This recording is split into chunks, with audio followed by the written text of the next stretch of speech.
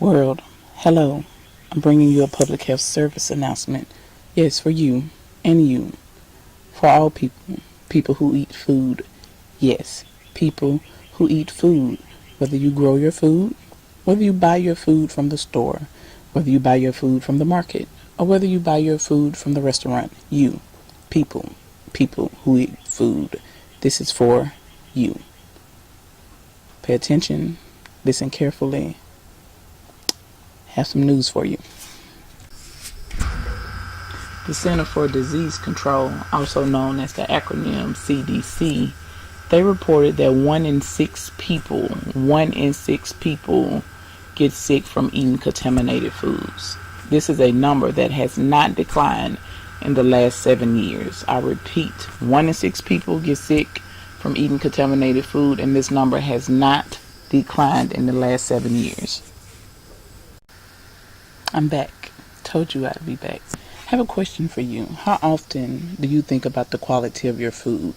Not just shopping at World Market versus Walmart. Not just eating at a 5-star restaurant where your meal is $200 versus eating at Chili's. Like, really, how often do you think about the quality of your food and if you will get sick from it? It runs a lot deeper than where you purchase your food or how you cook it at home. Got some background information for you on that.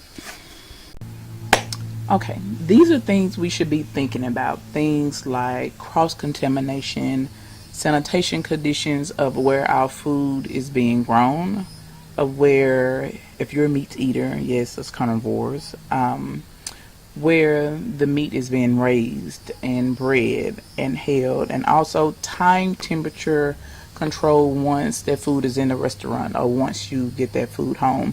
Those are things that you and I, have to take charge of and be held accountable for when it comes time to prepare our food to make sure it's safe. Now, something you should ask yourself before you eat anything, meat, vegetable, pasta dish, is it safe or not? Cross-contamination. I have 2 examples for you.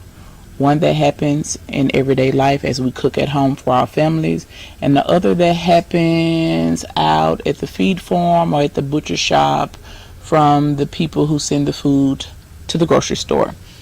Okay, I'm going to reference 6 Modern Plagues and How We Are Called to Them. That's a book that's written by a young man by the name of Mark Jerome Walters. He talks about mad cow disease and how it came about. As you see in the illustration below, I gave you some funny. But in actuality, that is not how mad cow disease got started. But they were trying to stretch the feed that they were feeding the cows. So they thought it would be a lovely, fantastic ideal to feed cows ground up infected dead cows. Well, at the time they didn't know it was affected, but they were mixing ground up dead cows in with the regular feed that they were feeding.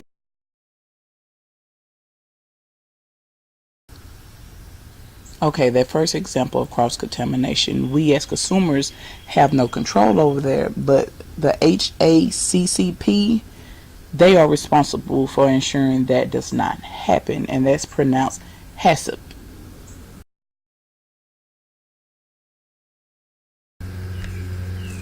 Okay, now on to the next example of cross-contamination. Now this, we have responsibility for, we need to take accountability for, is using the same cutting board, which also presents cross-contamination. We cannot cut our meats on the same cutting board as we cut our vegetables. We cannot cut chicken on the same cutting board as we cut our steak.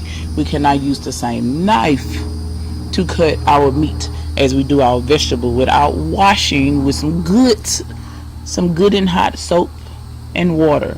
Yes.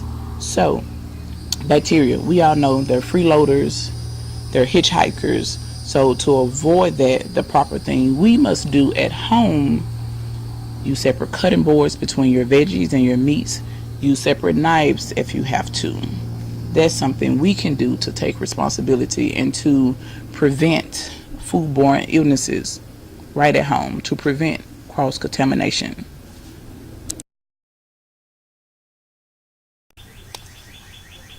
Sanitation. Sanitation covers a range of things from hand washing to personal hygiene to skin conditions to using gloves to clean working conditions to clean cooking and cutting and prep utensils.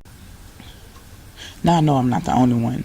You ever been little, your mama told you to take some food out and the food stayed out too long because she didn't feel like cooking when she was tired, when she got off for whatever reason, and you try to stick that meat back in the freezer? Yeah, nah, we can't do that. There's a fancy word for that called time temperature control.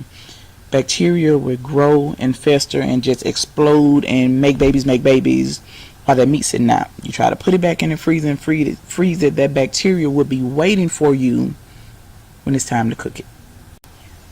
Now, I will conclude this with saying I know I offered y'all a lot of information in such a short period of time, but those are really, really simple things we can do at home, in the workplace, to prevent foodborne illnesses, to keep us healthy, to stop us from getting sick. Is that simple, but they're often neglected. So you and I both have to do better in that. Share this information with people you know. Thank you for listening. Rate this video.